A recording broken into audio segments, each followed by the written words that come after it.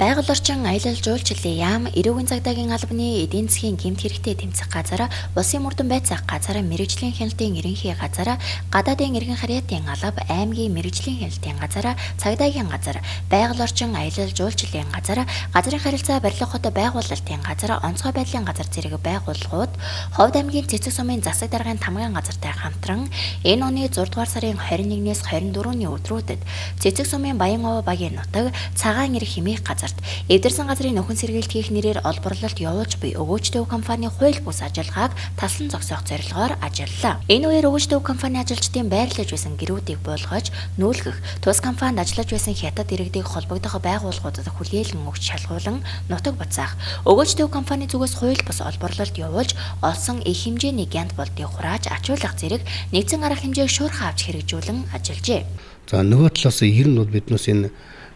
орон нутгийн усан тусгай хамгаалалттай газрын орчныг бүсгдэг учраас бас нэлээд хатуу дэглэм мөрдөгж явах хэрэгтэй энэ газар дээр болгонда гадны энэ одоо хууль бус салцмалтмөр олборлагчд маань энэ тэндээс ирж тэр одоо хараа хяналтгүй одоо байдлыг бий болгох тэр үдхийг л одоо өвлийн хүүтэн тухайда цаанаас наатлаас нь одоо маш ядж чадахгүй газар цаанаас нь одоо ирээд ийм байдлаар одоо газар нутгийг эвдэх бүснөөлөх голын гол төргийг эвдэх ийм асуудлууд одоо өнгөрсөн дээр гарсан. Энэ эцсийн юу гэхээр өгөөжтэй компани бол өөрийнхөө